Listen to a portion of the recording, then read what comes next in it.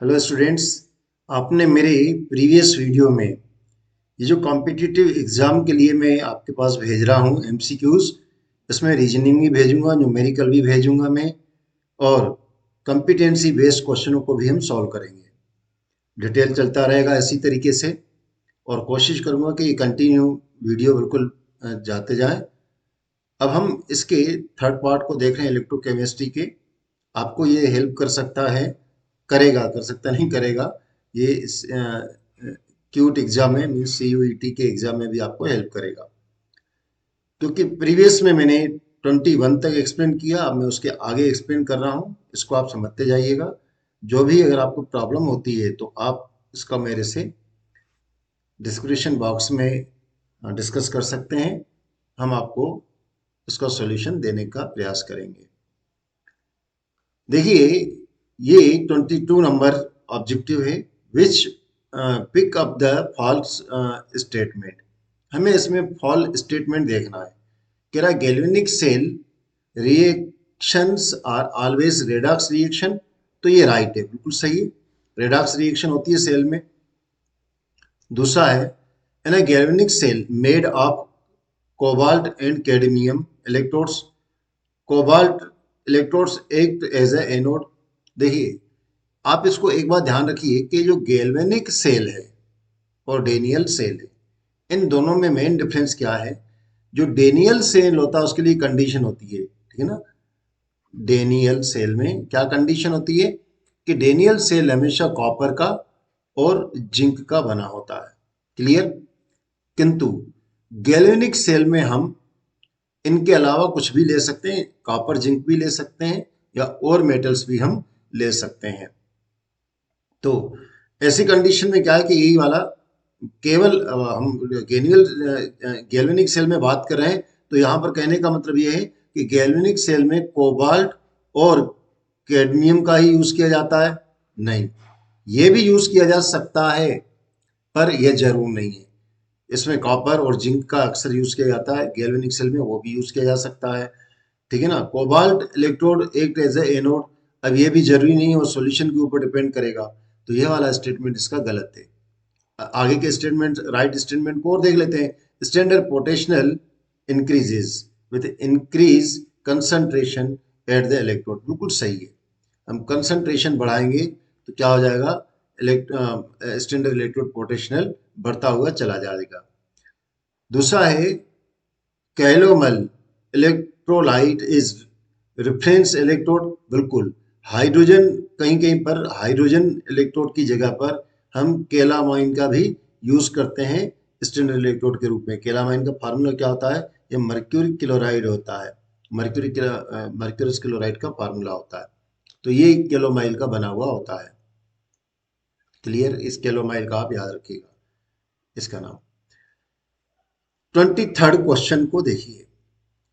The electrolyte KCl cannot be used in salt bridge for the galvanic cell। कौन से galvanic cell, इस वाले में कॉपर और कॉपर सल्फेट वाला हाफ हाफ सेल, और जिंक, सॉरी, सिल्वर नाइट्रेट और सिल्वर वाला हाफ सेल।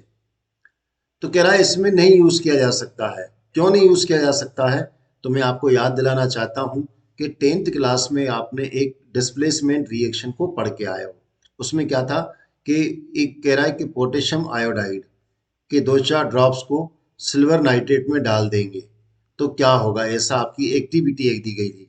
तो आप उसमें बोलते हैं कि ये जो है येलो प्रेसिपिटेशन आ जाता है, ठीक है ना। तो जो Ag है ना, वो Ai बना देता है और पोटेशियम नाइट्रेट बन जाता है। तो यहाँ पर तो क्या है कि पोटेशियम आयोडाइड है, किंतु पोटेशियम क्लोराइड लेंगे और AgNO3 का अपन यूज करेंगे तो मालूम है क्या हो जाएगा।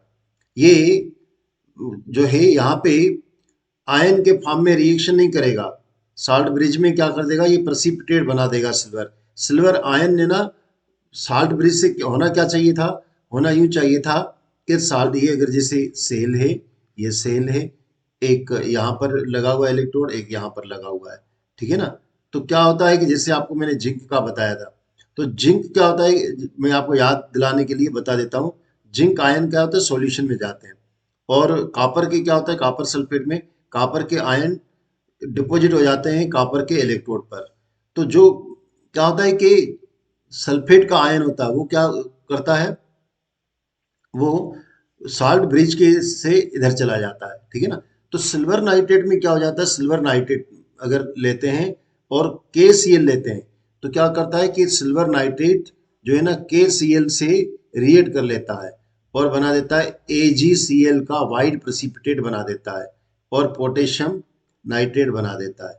इस तरीके से रिएक्शन हो जाती है, आयन वगैरह नहीं होते हैं और ये प्रेसिपिटेट इसका मिल जाता है, सिल्वर क्लोराइड का प्रेसिपिटेट मिल जाता है। इसलिए हम इसमें पोटेशियम क्लोराइड नहीं लेते हैं साल्ट ब्रिज में। याद रखिएगा इस सेल के बारे में बोली जा रही है, अदरवाइज पोटेशियम क्लोराइड या सोडियम क्लोराइड या पोटेशियम सल्फेट स्ट्रॉन्ग इलेक्ट्रोलाइट को सॉल्ट ब्रिज में हम यूज करते हैं, किंतु यहाँ पर हम इस स्पीसीज को use potassium chloride, sodium chloride, ammonium chloride, ऐसे जो सॉल्यूशन जिसमें क्लोराइड है उसको हम यूज नहीं करते हैं सॉल्ट ब्रिज में सॉल्ट के रूप में। क्लियर।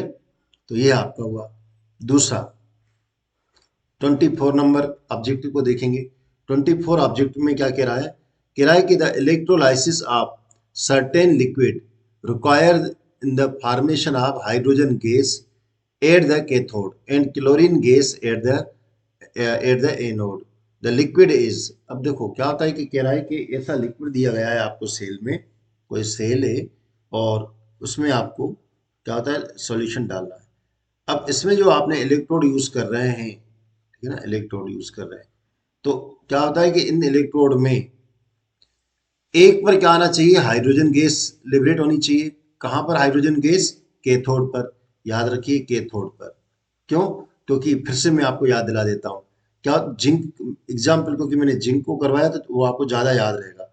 ये जिंक का इलेक्ट्रोड है, यहाँ से जिंक के आयन इलेक्ट्रोड से निकलकर सॉल्यूशन में जिंक के आयन के फॉर्म में आते हैं।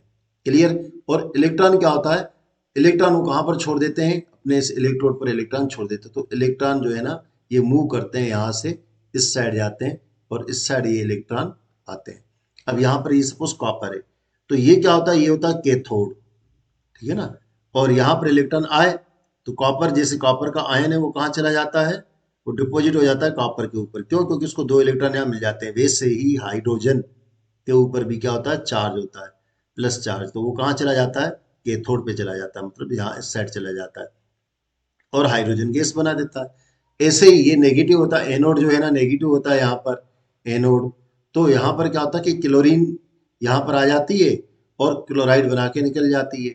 तो अब इसमें यूज कह रहा है कि कौन सा आप इलेक्ट्रोलाइट को के लिए जो सॉल्यूशन यूज करोगे वो कौन सा यूज करोगे। तो इसमें कह रहा है कि प्योर वाटर, तो भाई प्योर वाटर तो हम नहीं यूज करेंगे, दूसरा उससे नहीं होगा।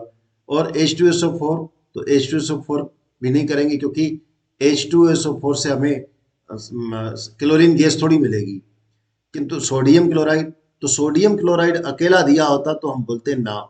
क्यों, क्योंकि इसमें हाइड्रोजन गैस तो है नहीं, किंतु सोडियम क्लोराइड के साथ अपन वाटर को मिक्स कर देते हैं तो ये अपना क्या बन जाता है, ये ब्राइन सॉल्यूशन बन जाता है या साल्ट सॉल्यूशन बन जाता है, ब्राइन सॉल्यूशन। तो इसका अपन यूज कर सकते हैं। क्लियर। तो अपन इसको यूज कर सकते हैं, यानी सोडियम क्लोराइड का अपन को यूज करना है और कॉपर क्लोराइड का सॉल्यूशन वाटर में नहीं, इसको नहीं करेंगे, ठीक है ना। तो इस तरीके से अपन इसका यूज करेंगे। कॉपर क्लोराइड का क्यों नहीं यूज करेंगे, क्योंकि इसका डिकम्पोजिशन आसानी से नहीं होता है, ठीक है ना। अब दूसरा है कि इलेक्ट्रोड पोटेंशियल सोडियम का, इसका आंसर दूसरा, इसी का आंसर आपको याद रखने का। अगर आपको वैल्यू क्या दे रहा है, -2.71 बी, इसकी वैल्यू नेगेटिव में ज्यादा है, ठीक है ना। और वाटर की वैल्यू कितनी है, माइनस में 0.828 है, ठीक है ना।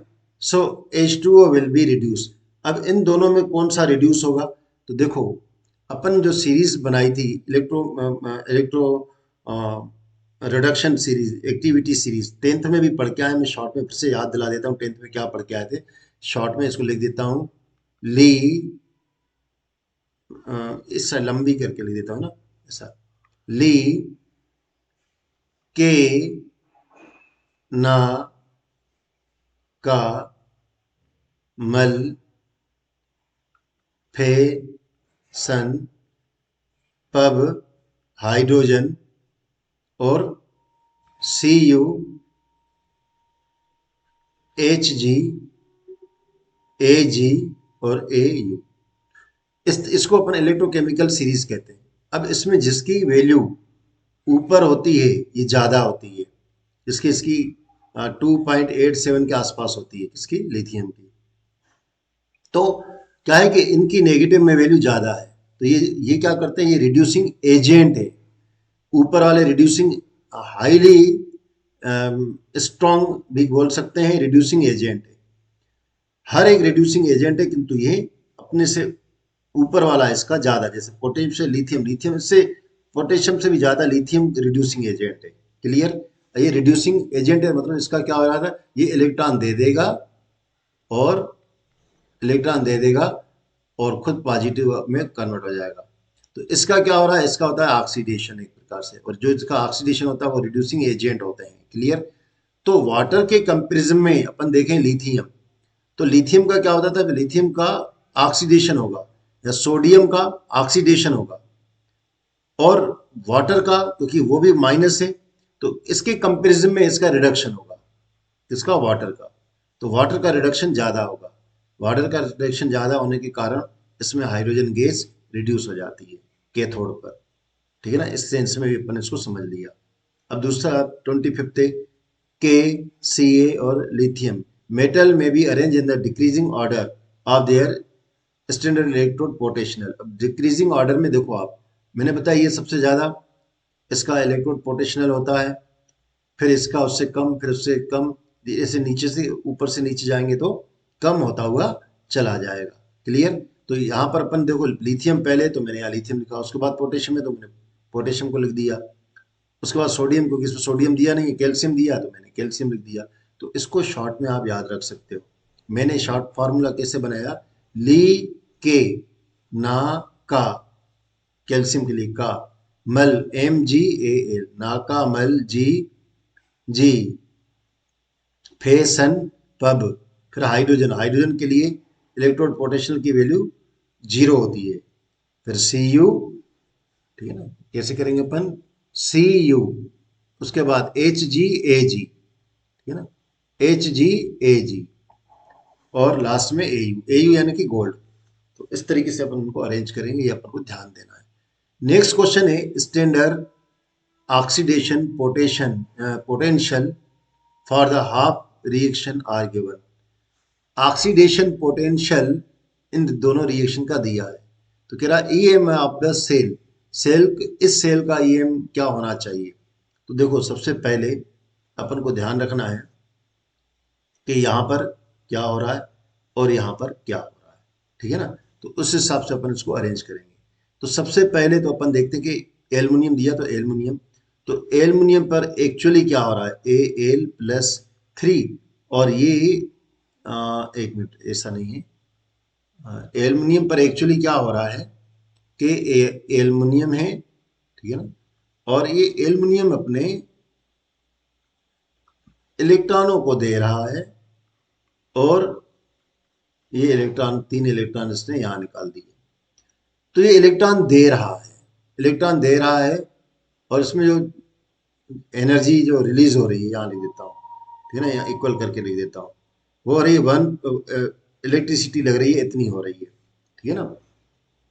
तो क्योंकि ये इलेक्ट्रॉन दे रहा है तो ये ऑक्सीडेशन कर रहा है, परंतु इसका खुद का क्या होता है, इसका रिडक्शन हो रहा होता है, खुद का रिडक्शन हो रहा होता है। क्लियर, यहाँ पर भी आयरन का भी ऐसा है, ये आयरन है और ये +2 आयन में कन्वर्ट हो गया, और ये 2 इलेक्ट्रॉन निकाल दिए, तो दोनों में सेम कंडीशन हो रही है। पर अब ऐसी कंडीशन में हम किसको रिड्यूसिंग, रिडक्शन कहाँ पर होगा, या किसको एनोड मानेंगे, किसको कैथोड मानेंगे। क्लियर, तो क्या हो जाता है कि जहां पर ये वैल्यू ज्यादा दी हुई हो, याद रखिएगा, ठीक है, सेल इलेक्ट्रोड की वैल्यू ज्यादा दी गई हो, उसको अपन क्या बोलेंगे, एनोड देंगे। एनोड, ये नेगेटिव में बात हो रही है, वो होनी चाहिए, ठीक है ना, और उसके कंपेरिजन में ये कम है तो इसको अपन कैथोड बोलेंगे।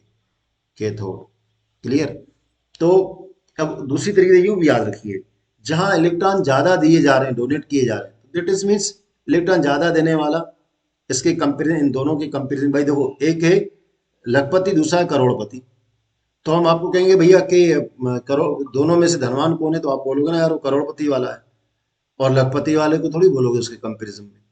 तो यहाँ पर जो है ना, ये इलेक्ट्रॉन क्योंकि ज्यादा रिलीज कर रहा है, तो ये इसका मतलब है कि ये ज्यादा रिड्यूस हो रहा है, तो ये एनोड कहलाएगा। ठीक है ना। एनोड पे क्या होता है, ऑक्सीडेशन होता है। जो इलेक्ट्रॉन देता है, ये रिड्यूसिंग एजेंट है, क्योंकि इलेक्ट्रॉन दे रहा है, रिड्यूसिंग एजेंट है। अगर इलेक्ट्रॉन जो लेता है, वहां पर क्या होता है, वो ऑक्सीडाइजिंग एजेंट कहलाता है। ठीक है ना, ये रिड्यूसिंग एजेंट है। पर जो रिड्यूसिंग एजेंट होता है उसका ऑक्सीडेशन होता है, और जो ऑक्सीडेशन एजेंट होता है उसका रिडक्शन होता है। ये आपको याद करना है और ध्यान में भी रखना है। अब अपन सेल इक्वेशन को अगर जमाएं इन दोनों की, तो सेल इक्वेशन कैसे जमती है, सेल इक्वेशन ही होती है। पहले मैं इसको रब करूं।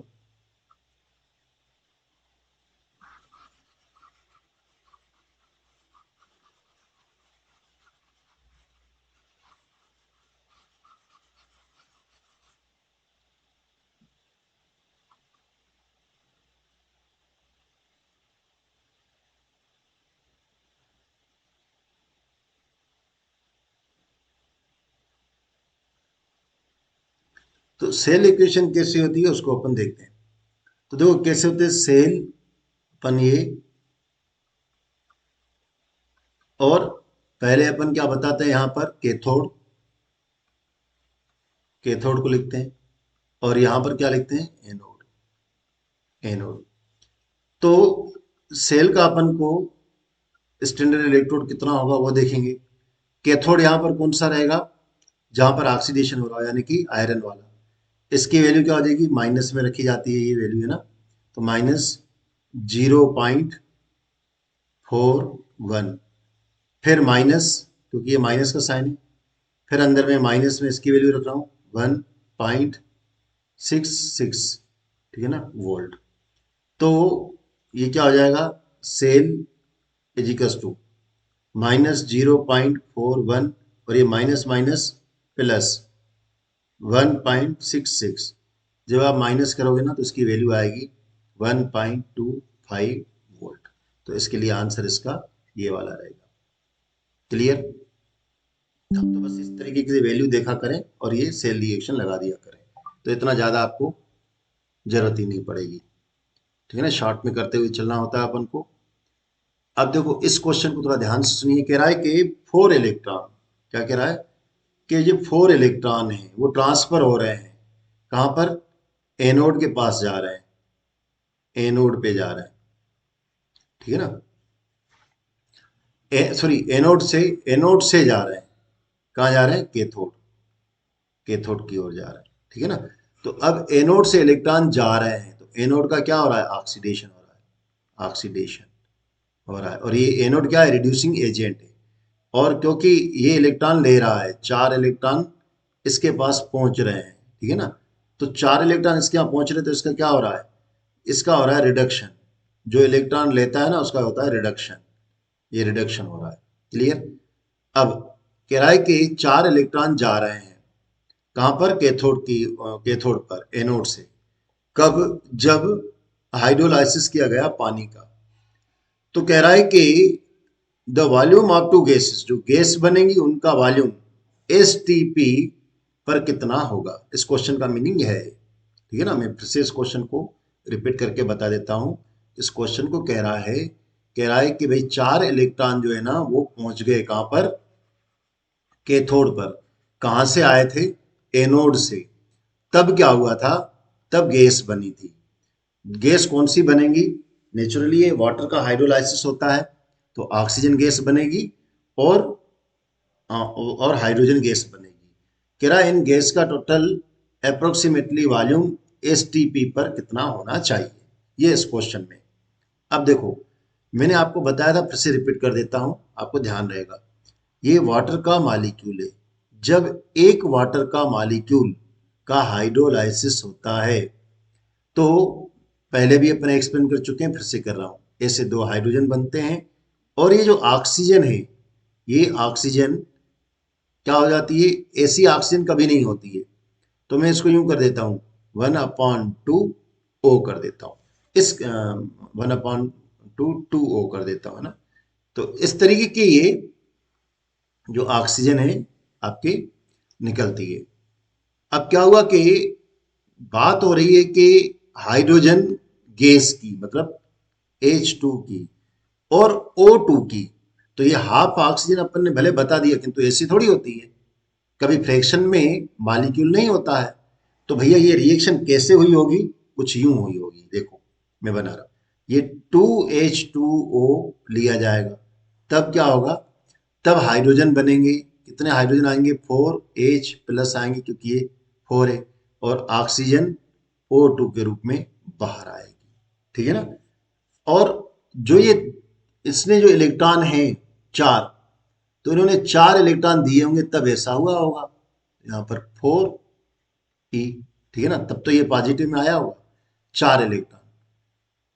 अब ये तो 4 इलेक्ट्रॉन, अब देखना इसमें आप थोड़ा एक बात ध्यान रखिएगा कि इससे कितना हाइड्रोजन, ये हाइड्रोजन गैस, अब इतना डिटेल आपको देखना नहीं, आप तो बस इसमें देखिए कि हो क्या रहा है।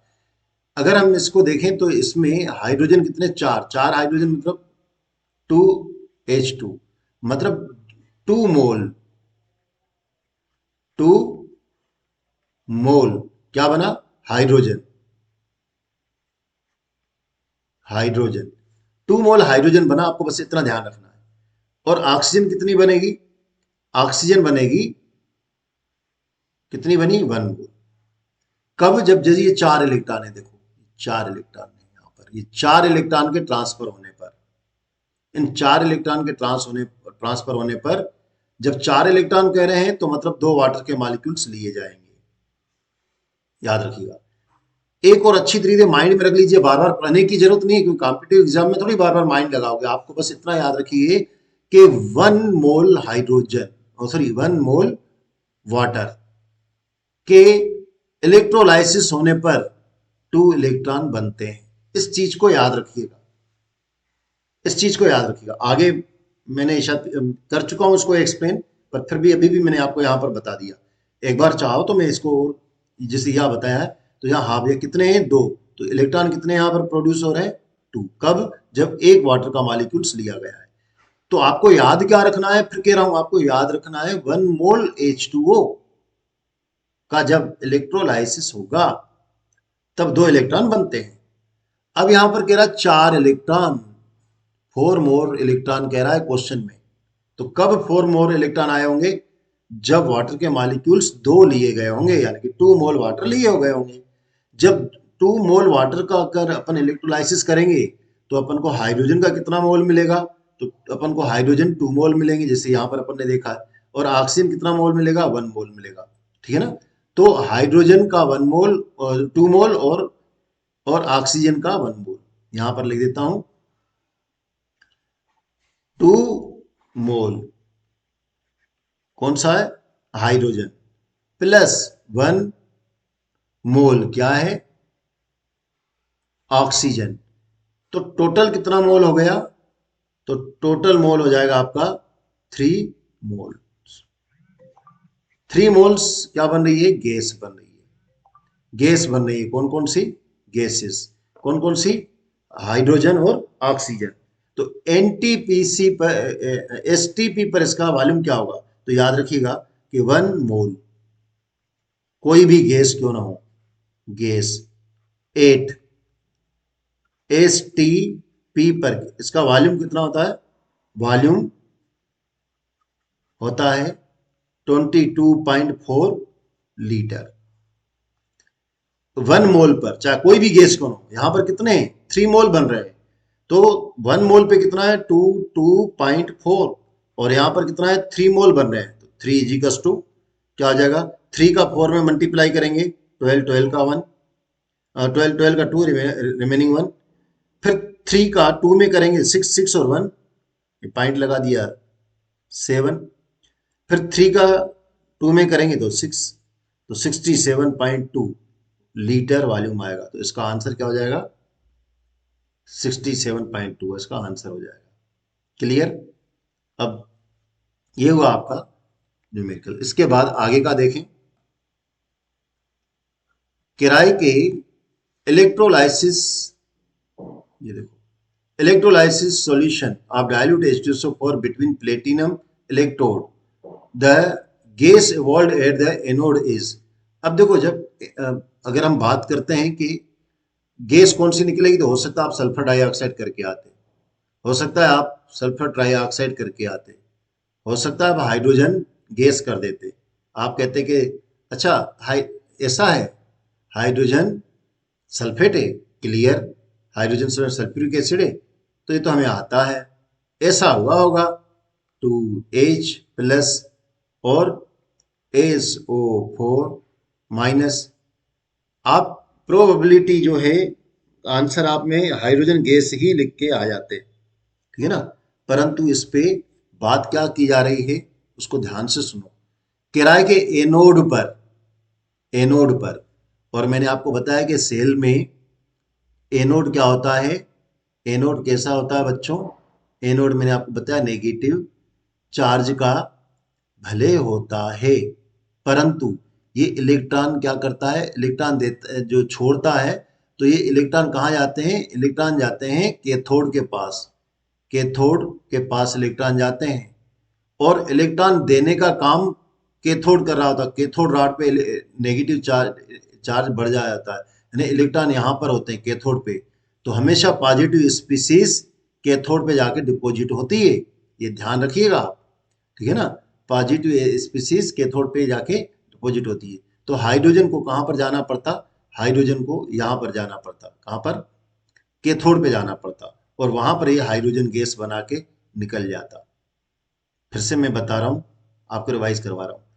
मैंने क्या बताया था, कॉपर के बारे में बताया था। कॉपर कहाँ पर जाके डिपॉजिट होता है बच्चों, कॉपर कैथोड पे जाके डिपॉजिट होता है। तो एनोड पे कौन सी मेटल डिपॉजिट होती है, याद रखिएगा, ये क्वेश्चन भी आ सकता है कॉम्पिटिटिव एग्जाम में।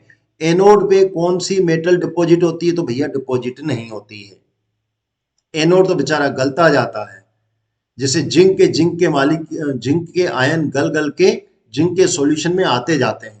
इसको डिटेल देखना है तो मेरा इलेक्ट्रोलाइसिस केमिस्ट्री का पार्ट फोर्थ है या फिफ्थ है, उसमें जाके देखिए आप, मैंने वहां पर बहुत डिटेल एक्सप्लेन किया है इसको, सेल को।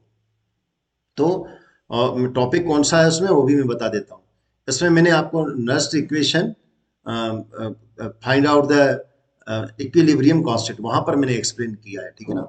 चलो, तो अब हाइड्रोजन गैस जो है ना वो कैथोड पे जाती है, एनोड पे नहीं जाती, तो मतलब हाइड्रोजन गैस तो भैया नहीं है, हाइड्रोजन गैस नहीं पहुंचेगी वहां पर। आप कहेंगे सल्फेट वाली गैस पहुंचेगी, तो नहीं। सल्फेट क्या होता है, फिर से जाके मैंने कहा उस लेक्चर में देखिएगा, सल्फेट है ना साल्ट ब्रिज से जाता है और जाके वहां पर जो भी स्पीसीज होती है उससे जाके मिल जाता है, जो भी मेटल लगा रहता है वहां निकलता है, उससे जाके मिलता है। अब क्या होता है कि परंतु जो वाटर होता है, वाटर वहां पर क्या कर रहा होता है, वाटर का ऑक्सीडाइजिंग हो रहा होता है, वाटर का मॉलिक्यूल्स भी टूट रहा होता है। तो वाटर का मॉलिक्यूल्स का ऑक्सीडाइजिंग कैसे होता है कि जो जिससे ये आप देखो यहाँ दो वाटर के मॉलिक्यूल्स हैं, ये टूटते हैं और इस तरीके से चार इलेक्ट्रॉन देते हैं और ऑक्सीजन गैस को निकालते हैं, ये होता है। और ये ऑक्सीजन जो रहती है वो कहाँ चली जाती है, वो चली जाती है एनोड पर, और एनोड से निकल जाती है। तो इस तरीके से, क्योंकि ऑक्सीजन के ऊपर नेगेटिव चार्ज होता है, ऑक्सीजन ऐसे नहीं जा रही होती है यूं, इस तरीके से टू -2 वाली होती है ऑक्सीजन, और ये ऑक्सीजन कहाँ जाती है, एनोड पे। और एनोड पे क्या करती है, क्योंकि इसके ऊपर चार्ज क्यों है बच्चों, -2 क्यों है, क्योंकि इसने इलेक्ट्रॉन लिए हुए, वो एनोड को इलेक्ट्रॉन दे देती है।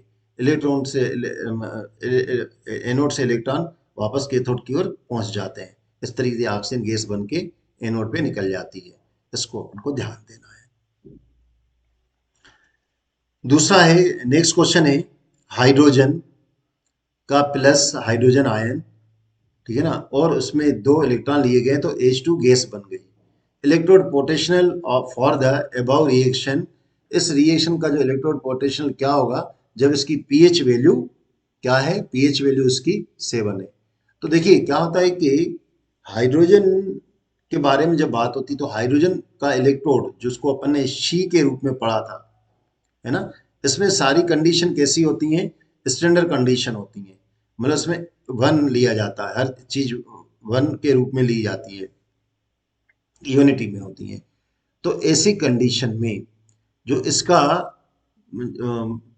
सेल पोटेंशियल होता है, सेल पोटेंशियल हाइड्रोजन का कितना रहता है, 0.0591 लिखना चाहो तो 1 भी लिख सकते हो, 1 होता है, ठीक है ना।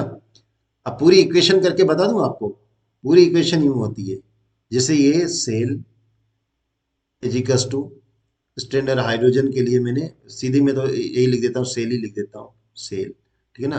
फिर माइनस, अब यहाँ पर इसकी वैल्यू आपको उसमें दिया 5054191 अपॉन, और यहाँ जो अपॉन होता है ना, वो इस बात को बताता है कि इसमें क्या है कि नंबर ऑफ इलेक्ट्रॉन कितने होंगे, वो वाले एन होता है यहाँ पर, एन यानी नंबर ऑफ, तो हाइड्रोजन के लिए 1 ही होता है, ठीक है ना। इसमें फेराडे इंक्लूड है, और उसके बाद जो रहेगा आपका ये लॉग के लिए रहेगा लॉग, और हाइड्रोजन के लिए ये H+, ठीक है ना, इस तरीके का होता है।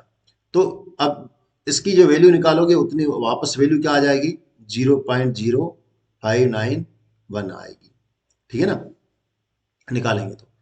अब इसका क्या रहा, पीएच वैल्यू 7 है, तो इसको अपन 7 से मल्टीप्लाई कर देते हैं, ठीक है ना। तो इलेक्ट्रोड पोटेंशियल, अब आप कहोगे सर इसको क्यों आपने मल्टीप्लाई किया, तो भाई जो एसिडिटी होती है, यानी ये इसकी कंसंट्रेशन जो रहती है उसके इक्वल रहता है, ये कंसंट्रेशन की, एक प्रकार से कंसंट्रेशन की बात कर रहा है। तो अगर इसका अपन मल्टीप्लाई करेंगे ना 7 से इस पूरे को, तो इसका आंसर आएगा अपने को पॉजिटिव में 0.413, तो इसका आंसर ये हो जाएगा, ठीक है ना। तो 413, अब इसका माइनस में आंसर जबकि अपना पॉजिटिव में आ रहा है, तो अपन सेल को इस तरीके से जमाएंगे। अब सेल को कैसे, ये जो ये मैंने यहाँ पर करके रखा है, इसको करके बता रहा हूँ, ये सेल पोटेंशियल इजिकल्स टू, ये हो जाएगा रिडक्शन माइनस, और ये हो जाएगा आपका, मतलब यूँ समझ लो इसको अपन मान लेते हैं कैथोड, उसको मान लेते हैं एनोड, ठीक है ना। तो ये मैं इसको कैथोड कह देता हूँ, सी कैथोड, और इसको एनोड, ठीक है ना। अब इसका स्टैंडर्ड इलेक्ट्रोड सेल का पोटेंशियल कितना होता है, हाइड्रोजन का 0 होता है, तो 0 0 मैंने रख दिया, एजिकस टू, अपन को क्या निकालना है, अपन को इसका हाइड्रोजन का रिडक्शन पोटेंशियल निकालना, तो ये रिडक्शन होता है यहाँ पर, तो यहाँ पर अपन रिडक्शन पोटेंशियल रख देते हैं, ये अपन को निकालना है स्टैंडर्ड रिडक्शन माइनस। अब इसकी वैल्यू क्या रहती है अपन के पास, प्लस में आ रही है, तो प्लस में आ रही है, तो ये 0.413 वोल्ट, इस ब्रैकेट को खोलो तो माइनस में आ जाएगी, तो इस तरीके से इसकी वैल्यू माइनस में। क्लियर। अब अपन नेक्स्ट को देख रहे हैं। इस चैप्टर के जो ऑब्जेक्टिव हैं, इनको समझने के लिए आपको थ्योरेटिकल पार्ट जरूरी देखना चाहिए, तभी अपन को अच्छी तरह क्लियर होगा। In the electrolytic conversion, in the electrolytic conversion of manganese sulfate into manganese oxide in acidic medium, the reaction involved is, ये रिएक्शन हो रही है, ठीक है ना। तो कह रहा है कि एज्यूमिंग करिए कि 100% current efficiency, how many Faraday of charge is need, कितनी फेराडे चार्ज चाहिए कि अपन 0.6 मोल ये वाला बना दें, यानी मैग्नीज ऑक्साइड बनाने के लिए कितना चाहिए होगा। तो देखो इसमें आपको क्या दिखाई दे रहा है, यहाँ पर आपको 2 इलेक्ट्रॉन दिखाई दे रहे हैं, ठीक है ना, हमें और किसी से कोई मतलब नहीं, 2 इलेक्ट्रॉन दिखाई दे रहे हैं, और इसमें बोला है कि कितना मोल चाहिए। तो यहाँ पर अपन क्या करेंगे, अपन फेराडे इलेक्ट्रिक चार्ज यानी फेराडे के रूप में मांग रहा है, ठीक है ना। तो अपन क्या करेंगे कि 0.6 इंटू, ठीक है ना, कितना है, इसके 2 इलेक्ट्रॉन है, तो 2 से अपन मल्टीप्लाई कर देंगे इसको, तो क्या आ जाएगा 1.2, ये इलेक्ट्रॉन है, ठीक है ना। और ये वाला इसका क्या है, ये इसके मोल्स हैं, तो मोल्स को अपन ने इलेक्ट्रॉन से मल्टीप्लाई कर दिया, और एफ क्योंकि फेराडे दे रहा है तो एफ अपन ने लिख दिया, तो ये इसकी डी, फेराडे नहीं दे, टोटल चार्ज पूछता, टोटल चार्ज पूछता तो 1.2 इंटू फेराडे की वैल्यू रख देते, 96500 रख देते, पर उसने फेराडे दे रहा है तो अपन कोई टेंशन नहीं। जितने भी आप तो चार्ज को समझिए कि ये इलेक्ट्रॉन है। अब इलेक्ट्रॉन कैसे एन एफ लिखा जाता है, तो जितने नंबर ऑफ इलेक्ट्रॉन होते हैं इसके साथ मल्टीप्लाई किया जाता है। और कितने इलेक्ट्रॉन किसमें कितने होंगे, तो जितने मोल होंगे, मोल्स ऑफ इलेक्ट्रॉन, अगर 1 मोल है तो 1 इंटू ये इलेक्ट्रॉन, अगर 2 है तो 2 मोल ऑफ इलेक्ट्रॉन। तो क्योंकि यहाँ पर 0.6 मोल है तो 0.6 मोल, और कितने इलेक्ट्रॉन एक में कितने आ रहे हैं, 2 आ रहे हैं, तो इसमें अपन ने 2 से मल्टीप्लाई कर दिया। तो जो ये चार्ज आ जाएगा पूरा, वो जो चार्ज रहेगा 1.2 और एफ में रहेगा, एफ की वैल्यू रखनी है अपन, तो टोटल मोल के लिए इलेक्ट्रॉन आएगा। तो ये इसका आंसर राइट है। आगे हाउ मेनी कूलम्स,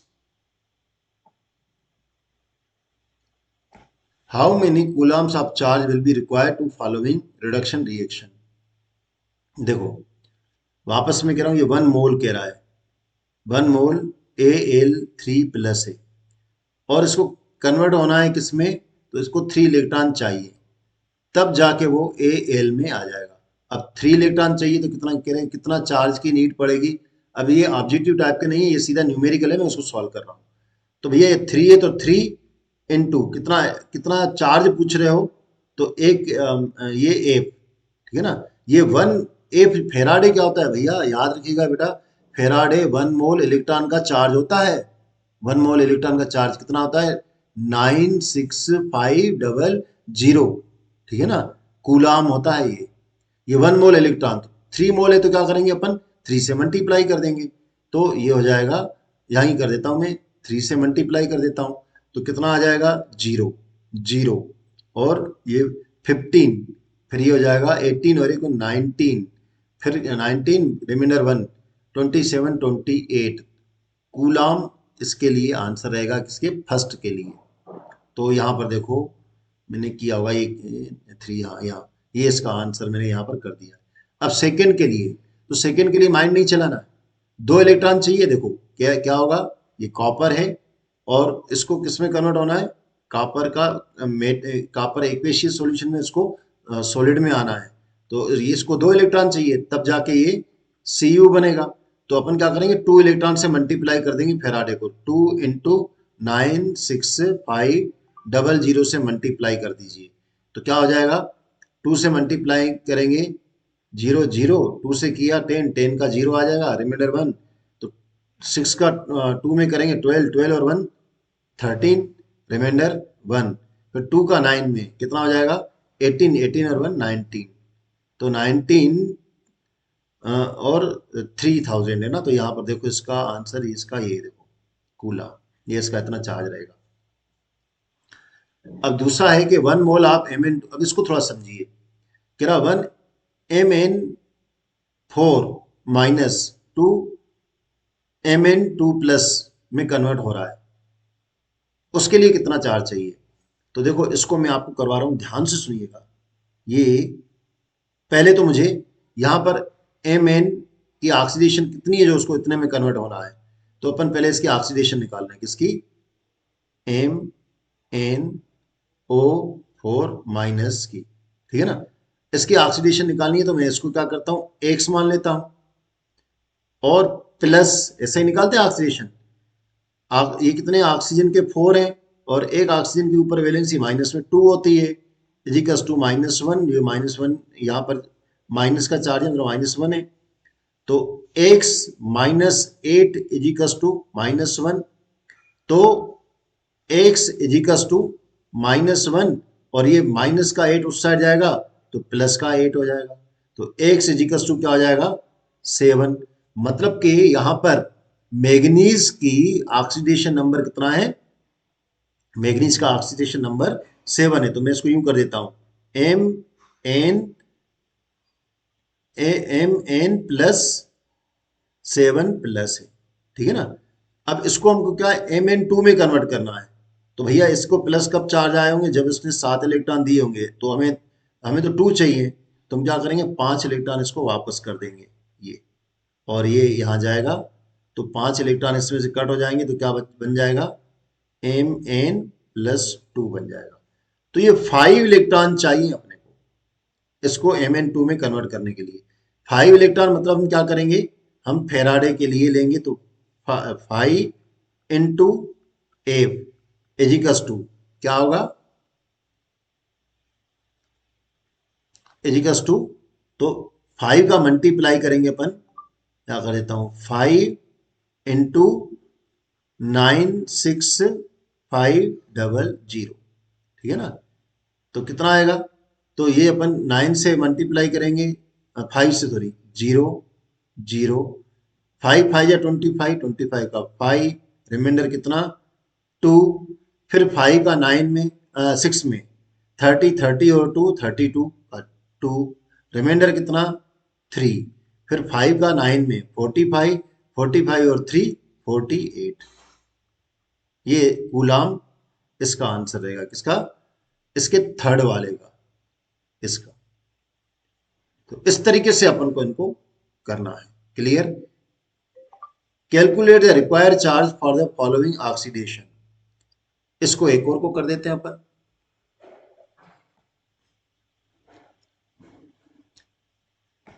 इनके लिए आपको कितना चार्ज चाहिए होगा, तो अब देखो वापस वही आ गया, 1 मोल वाटर को ऑक्सीजन में कन्वर्ट करना है।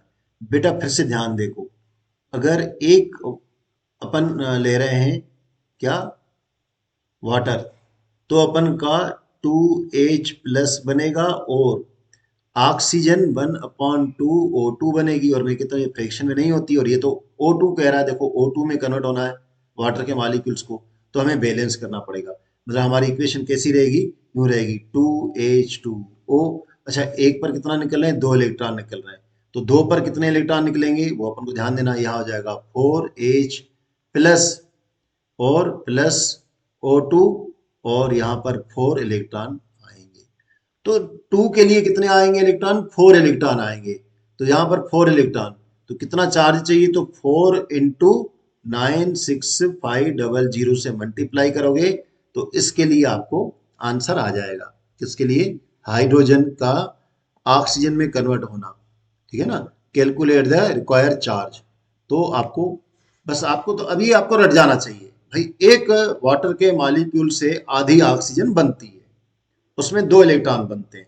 पूरी ऑक्सीजन की बात करेगा तो हम क्या करेंगे, पूरी ऑक्सीजन के लिए 4 इलेक्ट्रॉन यूज करेंगे, और 4 इलेक्ट्रॉन उसको फिर अपन फेराडे से मल्टीप्लाई कर देंगे।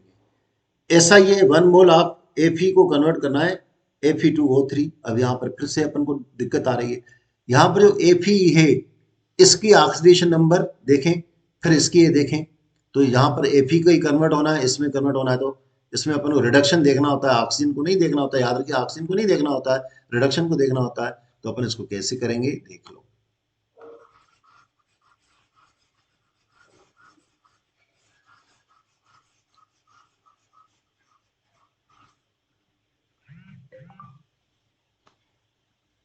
देखिए क्या है कि पहले मैं इसकी ऑक्सीडेशन निकाल रहा हूँ, FeO की ऑक्सीडेशन स्टेट कितनी हुई है X, इसकी इसके Fe की निकालनी है, और आप लोग अच्छी तरह जानते हैं ऑक्सीजन की -2 होती है, इजिकल्स टू 0, तो X इजिकल्स टू 2, तो मतलब इसकी तो 2 होती है। अब यहाँ पर इसकी कितनी होती है आयरन की, Fe2O3 पे, जनरली तो आप सबको पता ही है, फिर भी मैं देख लेता हूँ, 2x कर दूंगा इसके लिए, फिर प्लस ये कितने 3 हैं, एक ऑक्सीजन पे कितना होता है -2 इजिकल्स टू 0, तो 2x - 6 इजिकल्स टू 0, तो 2x इजिकल्स टू 6, तो x इजिकल्स टू क्या हो जाएगा, 6 को 2 से डिवाइड करेंगे तो 3 हो जाएगा। मतलब यह है कि यहाँ पर Fe कैसा +2 है, और इसको कन्वर्ट होना है किसमें, इसको कन्वर्ट होना है Fe+3 में, तो क्या करना पड़ेगा, ये एक इलेक्ट्रॉन और अपना निकाल देगा, तो ये एक इलेक्ट्रॉन और निकालेगा, तो यहाँ लिख देता हूँ मैं ये, तो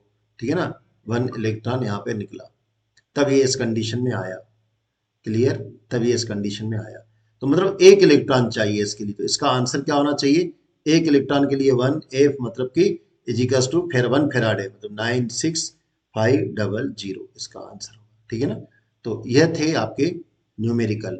इसके बाद के न्यूमेरिकल जैसे 33 है, 34 है, कुछ एसर्शन पे या और भी कॉम्पिटेंसी बेस्ड क्वेश्चन भी होंगे तो उसको भी मैं एक्सप्लेन कर दूंगा। आज के लिए इतना। तो आप लोग देखते रहिए, जो भी आपको प्रॉब्लम हो आप मेरे से शेयर करिए, ठीक है ना। Okay, thank you.